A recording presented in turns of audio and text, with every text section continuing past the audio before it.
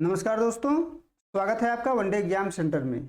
दोस्तों, आज के वीडियो में मैं बीए 5th सेमेस्टर हिंदी के पहले पेपर साहित्य शास्त्र और हिंदी आलोचना के लिए 50 महत्वपूर्ण अति लघुत्तरीय प्रश्नों को लेकर आया हूं। चलिए बिना देर के इन प्रश्नों की प्रैक्टिस शुरू करते हैं। आपका पहला प्रश्न है, काव्य प्रयोजन किसे कहते हैं। यहाँ आपको काव्य प्रयोजन की परिभाषा बताना है। काव्य रचना के उद्देश्य को काव्य प्रयोजन कहते हैं, यानी कवि जिन उद्देश्यों को लेकर के काव्य रचना करता है उन्हीं उद्देश्यों को काव्य का प्रयोजन कहा जाता है। दूसरा प्रश्न है, भामह ने काव्य प्रयोजन किसे माना है। भामह ने किसको जो है काव्य प्रयोजन माना है, तो भामह ने 4 चीजों को काव्य प्रयोजन माना है।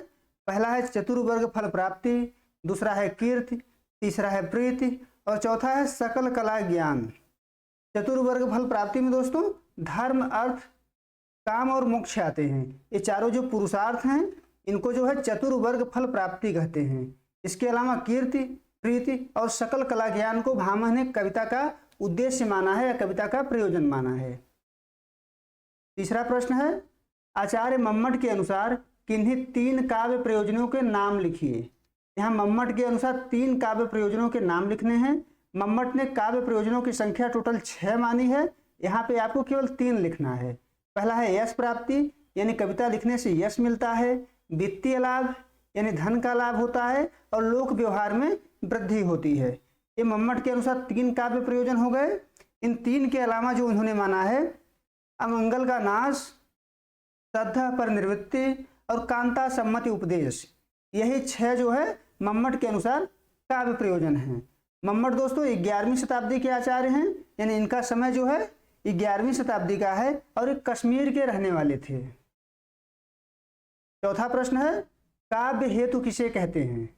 काव्य हेतु किसे कहते हैं, तो काव्य के उत्पत्ति के कारण को काव्य हेतु कहा जाता है, यानी किसी व्यक्ति में काव्य रचना की सामर्थ्य उत्पन्न कर देने वाले कारण को काव्य हेतु कहा जाता है। यानी ऐसे कारण जो कवि में काव्य रचना की सामर्थ्य उत्पन्न कर देते हैं उन्हीं को काव्य हेतु कहा जाता है। 5वां प्रश्न है, भारतीय काव्य शास्त्र के अनुसार काव्य हेतु के कितने भेद होते हैं। यहाँ काव्य हेतु के प्रकार बताने हैं। तो भारतीय काव्य शास्त्र के अनुसार काव्य हेतु के कुल 3 भेद होते हैं। पहला है प्रतिभा, दूसरा है व्युत्पत्ति और तीसरा है अभ्यास। प्रतिभा जो है जन्मजात होती है, यानी व्यक्ति के भीतर जन्मजात गुण को क्या कहते हैं, प्रतिभा कहते हैं। व्युत्पत्ति कहते हैं शास्त्र ज्ञान को, यानी व्यक्ति के भीतर जो ज्ञान होता है, जो ज्ञान अर्जित करता है उसको व्युत्पत्ति कहा जाता है। अभ्यास कहते हैं प्रतिदिन के प्रैक्टिस को। ये तीनों मिलकर के व्यक्ति में जो है काव्य रचना के सामर्थ्य को उत्पन्न करते हैं और तीनों जो है काव्य हेतु के भेद कहलाते हैं। 6वां प्रश्न है, किसने काव्य हेतु की जगह काव्यांग शब्द का प्रयोग किया है। काव्य हेतु का प्रयोग न करके किसने जो है काव्यांग शब्द का प्रयोग किया है, इसको बताना है। तो आचार्य वामन ने किया है। वामन ने काव्य हेतु के जगह काव्यांग शब्द का प्रयोग किया है। और वामन का समय जो है दोस्तों वो 8वीं शताब्दी का उत्तरार्ध है। 8वीं शताब्दी के उत्तरार्ध में वामन विद्यमान थे। इन्होंने काव्य हेतु के संदर्भ में लिखा है, लोको विद्या प्रकृतिरस्य काव्यांगानी, यानी लोक विद्या और प्रकृति क्या है, काव्यांग हैं, काव्य के हेतु हैं। 7वां प्रश्न है, किसने केवल प्रतिभा को काव्य हेतु माना है। यानी व्युत्पत्ति और अभ्यास को किसने काव्य हेतु नहीं माना है, केवल और केवल प्रतिभा को किसने काव्य हेतु स्वीकार किया है, तो पंडित राज जगन्नाथ ने स्वीकार किया है। पंडित राज जगन्नाथ का मानना है कि प्रतिभा ही केवल काव्य की कारण है, बाकी व्युत्पत्ति और अभ्यास जो है कविता के कारण नहीं है। पंडित राज जगन्नाथ ने लिखा है, तस्य च कारणम कविगता केवलम प्रतिभा, यानी कविता का कारण कवि में रहने वाली केवल और केवल प्रतिभा है। 8वां प्रश्न है, आचार्य रुद्रट ने काव्य हेतु किसे माना है। रुद्रट ने काव्य हेतु किसको माना है, तो आचार्य रुद्रट ने शक्ति, व्युत्पत्ति और अभ्यास इन तीनों को काव्य हेतु माना है। शक्ति को काव्य हेतु माना है, व्युत्पत्ति को काव्य हेतु माना है और अभ्यास को काव्य हेतु माना है। यहाँ शक्ति का आशय दोस्तों प्रतिभा से है। आचार्य रुद्रट ने प्रतिभा को शक्ति नाम दिया है। आपसे यह भी पूछा जा सकता है कि किसने जो है प्रतिभा को शक्ति नाम दिया है, तो आचार्य रुद्रट ने प्रतिभा को शक्ति नाम दिया है। रुद्रट का समय जो है 9वीं शताब्दी है और ये कश्मीर के रहने वाले थे, यानी इनका समय जो है 9वीं शताब्दी है और इसका स्थान जो है कश्मीर है। 9वां प्रश्न है, काव्य लक्षण किसे कहते हैं? काव्य लक्षण किसे कहते हैं? काव्य के तत्वों एवं परिभाषा को ही काव्य लक्षण कहते हैं, यानी कविता की जो परिभाषा होती है वही काव्य लक्षण कहलाता है। जैसे जयशंकर प्रसाद की एक परिभाषा है कि काव्य आत्मा की संकल्पनात्मक अनुभूति है। यह क्या है? कविता की परिभाषा है और इसी को जो है काव्य लक्षण कहा जाता है। 10वां प्रश्न है, शब्दार्थों सहितो काव्यम, यह पंक्ति किसकी है? आपको इस पंक्ति के रचयिता का नाम बताना है, तो आचार्य भामह की पंक्ति है। यह पंक्ति जो है आचार्य भामह की पंक्ति है और इसमें वो कह रहे हैं कि शब्दार्थों सहितो काव्यम, शब्द और अर्थ से युक्त काव्य जो होता है, शब्द और अर्थ से जो युक्त होता है उसी को काव्य कहते हैं, यानी काव्य लक्षण पर दिया गया उनका यह परिभाषा है। 11वां प्रश्न है, वाक्यम रसात्मक काव्य किसकी पंक्ति है? यानी रसात्मक वाक्य ही काव्य है, किसकी पंक्ति है? तो आचार्य विश्वनाथ की पंक्ति है। विश्वनाथ दोस्तों उड़ीसा के रहने वाले थे और इनका समय था 14वीं शताब्दी का पूर्वार्ध, यानी 14वीं शताब्दी के पूर्वार्ध में ये उड़ीसा में विद्यमान थे। 12 नंबर प्रश्न है, नाट्य शास्त्र के रचयिता का नाम लिखिए। यहाँ नाट्य शास्त्र जो ग्रंथ है इसके रचयिता का नाम आपको बताना है। तो यह ग्रंथ भरत मुनि के द्वारा लिखा गया था और भरत मुनि का समय है 2री शताब्दी। 2री शताब्दी इनका समय है और 2री शताब्दी में भरत मुनि ने नाट्य शास्त्र नामक ग्रंथ का लिखा था और इसको पंचम वेद कहा जाता है। नाट्य शास्त्र को पंचम वेद कहा जाता है और भरत मुनि के द्वारा ही रस संप्रदाय की स्थापना की गई थी, जो भारतीय काव्य शास्त्र की सबसे प्राचीन संप्रदाय है। आपसे परीक्षा में पूछा जा सकता है कि रस संप्रदाय की स्थापना किसने की थी? तो आचार्य भरत मुनि ने की थी। प्रश्न नंबर 13 है, साधारणीकरण की अवधारणा सर्वप्रथम किसने दी है? किसने सर्वप्रथम साधारणीकरण की अवधारणा दी थी? आपको यह बताना है। तो भट्ट नायक के द्वारा दिया गया था सबसे पहले साधारणीकरण की अवधारणा। और भट्ट नायक दोस्तों भरत मुनि के रस सूत्र के जो व्याख्याता आचार्य हैं उसमें 3रे नंबर पे आते हैं। 3रे आचार्य हैं जो भरत मुनि के रस सूत्र की व्याख्या किए थे। 14 नंबर प्रश्न है, भरत मुनि ने रसों की संख्या कितनी मानी है? तो भरत मुनि ने रसों की संख्या 8 मानी है। भरत मुनि के अनुसार रसों की जो संख्या है वह 8 है। मुख्य रूप से 9 प्रकार के रस होते हैं, लेकिन इन्होंने रसों की संख्या 8 मानी है। शांत रस को इन्होंने इसमें शामिल नहीं किया है। 15 नंबर प्रश्न है, अलंकार संप्रदाय की स्थापना किसने की थी? इसके द्वारा अलंकार संप्रदाय की स्थापना की गई थी? तो भामह के द्वारा की गई थी अलंकार संप्रदाय की स्थापना। और भामह का समय है 6वीं शताब्दी। 6वीं शताब्दी में भामह ने अलंकार संप्रदाय की स्थापना की थी और अलंकार को काव्य का आत्मा घोषित किया था। इनके द्वारा जो ग्रंथ लिखा गया है उसका नाम है काव्यालंकार। काव्यालंकार ग्रंथ इनके द्वारा लिखा गया है। आपसे परीक्षा में पूछा जा सकता है कि काव्यालंकार ग्रंथ किसके द्वारा लिखा गया है? इन्होंने अलंकार के संबंध में लिखा है कि न कांतामपि निर्भूषम विभाति वनिता मुखम, यानी जिस प्रकार से स्त्री का मुख आभूषण के बिना सुंदर नहीं दिखाई देता है, उसी प्रकार से अलंकार के बिना कविता भी सुंदर दिखाई नहीं देती है। 16 नंबर प्रश्न है, काव्यादर्श नामक ग्रंथ के रचयिता कौन हैं? यानी किसके द्वारा काव्यादर्श नामक ग्रंथ लिखा गया था? तो दंडी के द्वारा काव्यादर्श नामक ग्रंथ लिखा गया था और इनका समय है 7वीं शताब्दी। 7वीं शताब्दी इनका समय है। दंडी एक अलंकारवादी आचार्य थे जो पल्लव नरेश सिंह विष्णु के दरबार में रहते थे। 17 नंबर प्रश्न है, किन्हीं 2 अलंकारवादी आचार्यों के नाम लिखिए।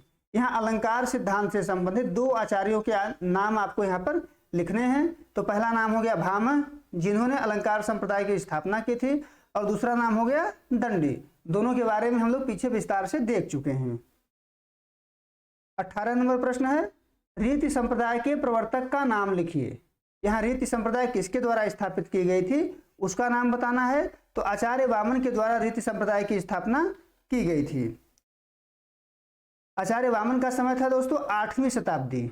8वीं शताब्दी में इन्होंने रीति संप्रदाय की स्थापना की थी और एक कश्मीर के रहने वाले थे। इन्होंने एक ग्रंथ लिखा था जिसका नाम था काव्यालंकार सूत्र।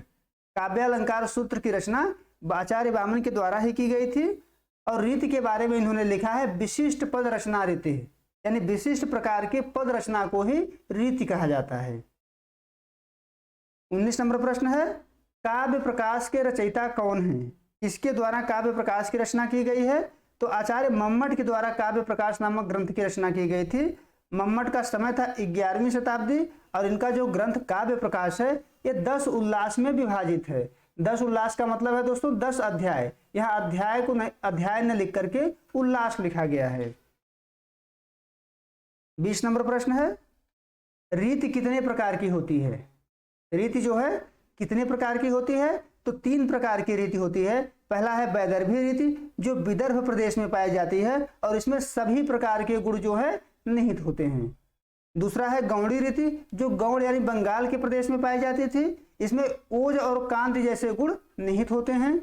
तीसरा है पंचाली रीति जिसमें माधुर्य और सुकुमारता जैसे गुण पाए जाते हैं। तो रीति के यही 3 प्रकार हैं। आपसे एक एक करके परिभाषा भी पूछा जा सकता है कि वैदर्भी रीति किसे कहते हैं, गौड़ी रीति किसे कहते हैं, पांचाली रीति किसे कहते हैं, या यह भी पूछा जा सकता है कि रीतियों के प्रकारों के नाम लिखिए। आगे बढ़ते हैं। 21 नंबर प्रश्न है ध्वनि संप्रदाय के प्रवर्तक कौन है? यहाँ ध्वनि संप्रदाय के प्रवर्तक का नाम लिखना है। तो आनंदवर्धन के द्वारा ध्वनि संप्रदाय की स्थापना की गई थी। आनंदवर्धन का जो समय है वह 9वीं शताब्दी, यानी 9वीं शताब्दी में इन्होंने ध्वनि संप्रदाय की स्थापना की गई थी, इनके द्वारा की गई थी। और इन्होंने जो ग्रंथ लिखा है उसका नाम है ध्वन्यालोक। ध्वन्यालोक नामक ग्रंथ की रचना इनके द्वारा की गई थी और उसी में इन्होंने ध्वनि संप्रदाय की स्थापना की है। 22 नंबर प्रश्न है इन्हें 2 ध्वनिवादी आचार्यों के नाम लिखिए। यानी ध्वनि संप्रदाय से संबंधित 2 आचार्यों के नाम यहाँ पर आपको लिखने हैं। तो पहला नाम हो गया अभिनव गुप्त और दूसरा नाम हो गया मम्मट। अभिनव गुप्त ने दोस्तों जो ध्वन्यालोक ग्रंथ था उसी पर एक टीका लिखा है जिसका नाम है ध्वन्यालोक लोचन, यानी ध्वन्यालोक लोचन की रचना अभिनव गुप्त के द्वारा की गई थी। और मम्मट के द्वारा काव्य प्रकाश नामक ग्रंथ की रचना की गई थी जिसको हम लोग इसके पूर्व वाले क्वेश्चन में देख चुके हैं। 23 नंबर प्रश्न है काव्य शोभा या करतारो धर्मागुड़ा, यह किसकी पंक्ति है? यानी कविता के शोभा बढ़ाने वाले तत्व क्या हैं? गुण हैं। यह किसके द्वारा कहा गया है? तो आचार्य वामन के द्वारा यह कहा गया है। यह कथन जो है आचार्य वामन का है और वामन का समय था 8वीं शताब्दी और इनके द्वारा ही रीति संप्रदाय की स्थापना की गई थी।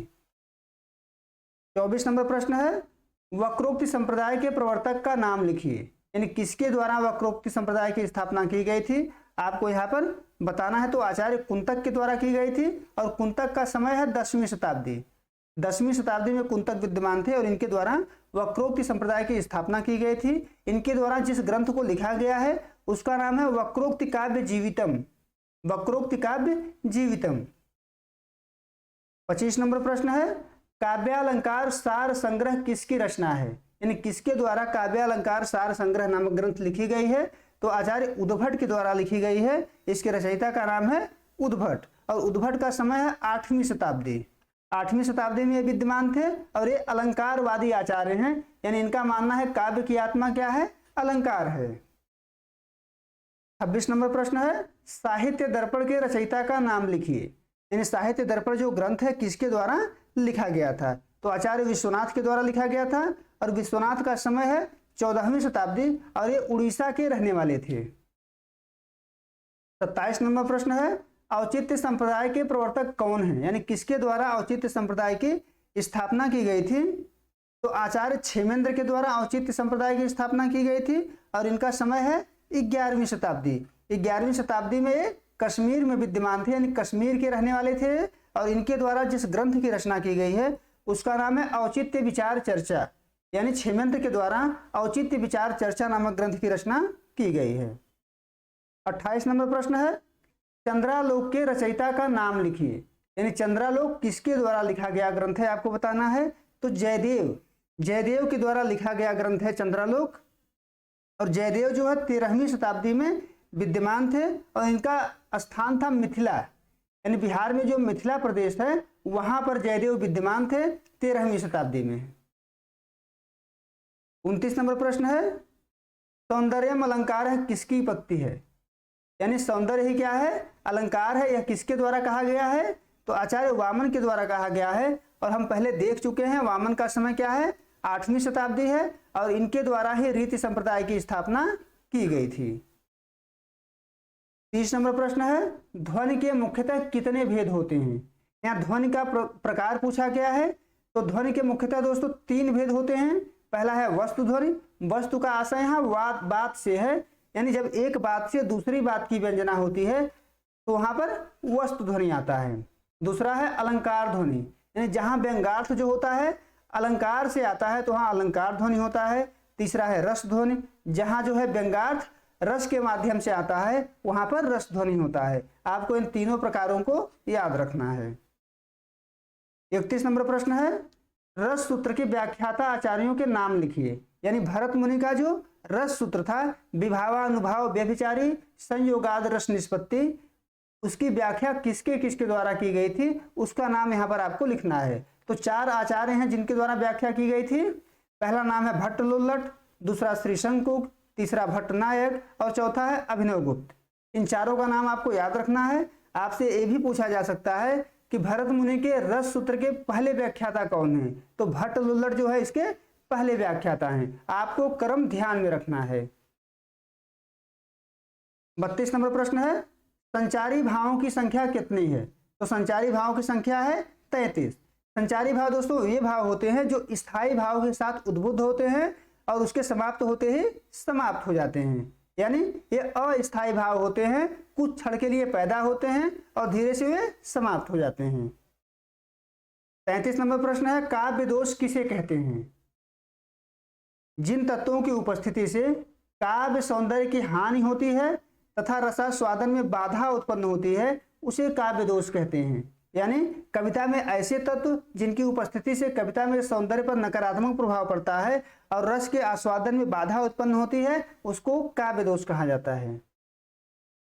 34 नंबर प्रश्न है, काव्य गुण किसे कहते हैं। काव्य गुण किसे कहते हैं। तो जिन तत्वों की उपस्थिति से काव्य के सौंदर्य में वृद्धि होती है तथा रसास्वादन में सहायता पहुंचती है उसे काव्य गुण कहते हैं। दोष हटा दीजिएगा, काव्य गुण कहते हैं उसको। यानी काव्य गुण उन तत्वों को कहा जाता है जिससे कविता की सौंदर्य बढ़ती है और रसास्वादन में हमें सहायता मिलती है। 35 नंबर प्रश्न है, भरत मुनि के अनुसार गुणों की संख्या कितनी है। यानी काव्य गुणों की संख्या आचार्य भरत मुनि के अनुसार कितनी है। तो भरत मुनि का मानना है कि 10 गुण हैं। यानी काव्य गुणों की संख्या इनके अनुसार 10 है। भरत मुनि के बारे में हम लोग पहले जान चुके हैं कि इनके द्वारा नाट्य शास्त्र नामक ग्रंथ की रचना की गई थी और रस संप्रदाय की स्थापना भी इनके द्वारा की गई थी। 36 नंबर प्रश्न है, हिंदी में मुख्य रूप से गुणों की संख्या कितनी स्वीकार की जाती है। तो हिंदी में दोस्तों मुख्य रूप से 3 गुण माने जाते हैं। पहला है माधुर्य गुण, दूसरा है ओज गुण और तीसरा है प्रसाद गुण। माधुर्य गुण किसे कहते हैं। जब काव्य से हृदय में मधुरता का संचार हो जाए, कविता पढ़ने पर हृदय में मधुरता का संचार हो जाए तो उसे माधुर्य गुण कहते हैं। और जब कविता पढ़ने पर हृदय में उत्साह और उमंग आ जाए तो उसे ओज गुण कहते हैं। और जब कविता पढ़ने पर हृदय में शांति का संचार हो जाए तो उसे प्रसाद गुण कहते हैं। तीनों को आपको ध्यान में रखना है। 37 नंबर प्रश्न है, शब्द शक्ति किसको कहते हैं। शब्द शक्ति क्या होता है आपको यहाँ पर बताना है। तो शब्द का अर्थ उद्घाटित करने वाली शब्द शब्द शक्ति कहलाती है। यानी जिन शक्तियों के माध्यम से शब्द का अर्थ निकलता है उसको क्या कहते हैं, शब्द शक्ति कहते हैं। शब्द शक्ति कितने प्रकार की होती है। तो शब्द शक्तियों की संख्या दोस्तों 3 प्रकार की होती है। यानी शब्द शक्ति 3 प्रकार की होती है। पहला है अभिधा, दूसरा लक्षणा और तीसरा है व्यंजना। जब कविता में सीधे सीधे अर्थ की अभिव्यक्ति हो जाती है तो वहां पर अभिधा होती है। जब सीधे सीधे अर्थ की अभिव्यक्ति होती है तो उस अर्थ को वाच्यार्थ कहा जाता है और वाच्यार्थ जिसके माध्यम से मिलती है उसे अभिधा कहते हैं। जब कविता में मुख्य अर्थ अभिव्यक्त नहीं हो पाता है और मुख्य अर्थ से संबंधित किसी अन्य अर्थ को ग्रहण किया जाता है तो उस अर्थ को लक्ष्यार्थ कहते हैं और उस अर्थ को जिस शक्ति से प्राप्त किया जाता है उसको लक्षणा कहा जाता है। और जब कविता में वाच्यार्थ और लक्ष्यार्थ दोनों न आकर के अलग अद्भुत और चमत्कृत अर्थ आता है तो उस अर्थ को व्यंग्यार्थ कहा जाता है। और व्यंग्यार्थ जिसके माध्यम से मिलता है उसी को व्यंजना शब्द शक्ति कहा जाता है। तीनों शब्द शक्तियों को आपको ध्यान में रखना है, कोई भी इसमें से पूछा जा सकता है। 39 नंबर प्रश्न है, अभिधा किसे कहते हैं? यानी अभिधा जो शब्द शक्ति है किसे कहते हैं आपसे पूछा गया है कि जिस शब्द शक्ति के द्वारा वाच्यार्थ का बोध होता है उसे अभिधा कहते हैं। वाच्यार्थ का मतलब होता है जो वाचक शब्दों के द्वारा बोध होता है, यानी कविता से जो सीधे सीधे पहला अर्थ व्यक्त होता है उसी को वाच्यार्थ कहते हैं। 40 नंबर प्रश्न है, काव्य रूप किसे कहते हैं? तो कविता के स्वरूप को ही क्या कहा जाता है? काव्य रूप कहा जाता है। जैसे कविता लंबी कविता है, खंड काव्य है, मुक्तक काव्य है, प्रबंध काव्य है, ये सब क्या है? काव्य के रूप हैं। मुक्तक काव्य, खंड काव्य, प्रबंध काव्य सभी जो है काव्य के रूप हैं, यानी कविता को जो स्वरूप होगा वही काव्य रूप कहलाता है। 41 नंबर प्रश्न है, खंड काव्य की परिभाषा लिखिए। यहाँ आपको खंड काव्य की परिभाषा लिखना है। तो जीवन के एक अंश या घटना को लेकर जब कविता लिखी जाती है तो उसे खंड काव्य कहते हैं, यानी इसमें पूरे जीवन या पूरे घटना का कथा वर्णित नहीं होता है। जब जीवन के एक अंश या किसी एक घटना को लेकर के कोई कविता लिखी जाती है तो उसे खंड काव्य कहा जाता है। 42 नंबर प्रश्न है, इन्हें दो प्रबंध काव्यों के उदाहरण बताइए। यहाँ दो प्रबंध काव्यों के नाम बताने हैं आपको। पहला हो गया रामचरितमानस और दूसरा हो गया पद्मावत। दोनों क्या हैं? प्रबंध काव्य हैं। अब प्रबंध काव्य कहते किसे हैं? ऐसा काव्य जिसमें रसात्मकता हो, कारण और कार्य का संबंध हो, प्रासंगिक कथा, आधिकारिक कथा को आगे बढ़ाए, ये सब गुण जिन काव्यों में मिलते हैं उनको प्रबंध काव्य कहा जाता है। और यहाँ आपके सामने दो प्रबंध काव्यों के उदाहरण हैं, रामचरितमानस और पद्मावत। 43 नंबर प्रश्न है, वृत्ति के किन्हीं दो भेदों के नाम लिखिए। वृत्ति के किन्हीं दो भेदों के नाम लिखिए। वृत्ति दोस्तों 4 प्रकार के होते हैं, आपसे केवल 2 नाम यहाँ पर पूछा गया है। पहला है भारतीय वृत्ति और दूसरा है कौशिकी वृत्ति। भारतीय वृत्ति उसे कहते हैं जो नाटक के प्रधान पुरुष के द्वारा बोली जाती है, यानी जो नायक के द्वारा बोली जाती है उसे भारतीय वृत्ति कहते हैं। इसको स्त्री नहीं बोल सकती है, स्त्रियों के लिए यह वर्जित होता है। दूसरा है कौशिकी वृत्ति। कौशिकी वृत्ति वहां आती है जहां हम नृत्य गीत आदि दिखलाते हैं, यानी संगीत में, नृत्य में, गीत में कौन सी वृत्ति आएगी? कौशिकी वृत्ति आएगी।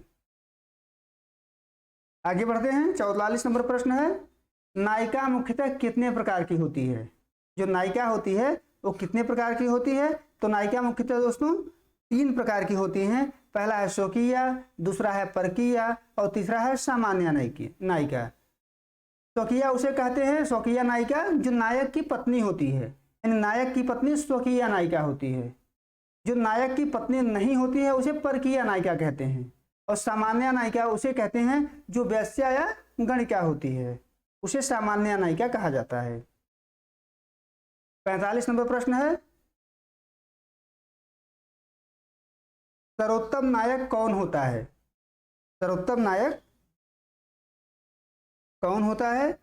हम सभी जानते हैं नायक जो है 4 प्रकार के होते हैं, उसमें से आपको सर्वोत्तम नायक कौन होता है ये बताना है। तो धीरोदात्त नायक जो होता है वो सर्वोत्तम नायक होता है, सबसे श्रेष्ठ नायक होता है। और इस नायक में किसी प्रकार की कमी नहीं होती है, सभी गुणों से संपन्न होता है। 46 नंबर प्रश्न है, अभिनय के किन्हीं 2 प्रकारों के नाम लिखिए। यहाँ अभिनय के 2 प्रकारों के नाम लिखना है आपको। पहला है आंगिक और दूसरा है वाचिक। आंगिक अभिनय जो होता है अंग विशेष से किया जाता है, वाचिक अभिनय जो होता है वचन से किया जाता है। अभिनय के दोस्तों कुल 4 प्रकार होते हैं, केवल 2 के नाम यहाँ पर आपको लिखना है। 2 नाम और बता देते हैं आपको। अगला नाम है सात्विक, सात्विक अभिनय और आहार्य। सात्विक और आहार्य। सात्विक जो होता है मानसिक अभिनय होता है और आहार्य जो होता है यह वेशभूषा से प्रकट होता है, कपड़े से प्रकट होता है, पहनावे से प्रकट होता है। आगे बढ़ते हैं। 47 नंबर प्रश्न है, रंगमंच किसे कहते हैं? रंगमंच किसे कहते हैं आपको बताना है। तो रंगमंच ऐसा स्थान होता है जहां नाटक का प्रदर्शन होता है, यानी नाटक का प्रदर्शन करने वाले मंच को रंगमंच कहा जाता है। 48 नंबर प्रश्न है, नेशनल थिएटर की स्थापना कब हुई थी? तो नेशनल थिएटर की स्थापना 1884 में हुई थी और इसकी स्थापना बनारस में की गई थी। भारतेंदु हरिश्चंद्र का जो नाटक अंधेर नगरी है वो इसी थिएटर के द्वारा, नेशनल थिएटर के द्वारा ही खेला गया था। 49 नंबर प्रश्न है, आधिकारिक कथा किसे कहते हैं? तो आधिकारिक कथा मूल कथा होती है, यानी जो मूल कथा होती है जिस पर नाटक चलता है उसको क्या कहते हैं? आधिकारिक कथा कहते हैं। यह कथा किससे संबंधित होती है? नायक से संबंधित होती है और नाटक के अंत तक पहुंचती है। यानी आधिकारिक कथा जो होती है शुरू से लेकर के अंत तक होती है, यही मुख्य कथा होती है। नाटक का, उपन्यास का, कहानी का, कोई भी चीज का आधिकारिक कथा जो होती है वही मुख्य कथा होती है। 50 नंबर प्रश्न है कि नाटक के दो तत्वों के नाम लिखिए। यहाँ नाटक के दो तत्वों के आपको नाम बताना है। हम सभी जानते हैं नाटक के कुल 6 तत्व होते हैं, उसमें से 2 तत्व लिखने हैं आपको। पहला हो गया कथा वस्तु। कथा वस्तु का मतलब हो गया नाटक में कौन सी कथा वर्णित है।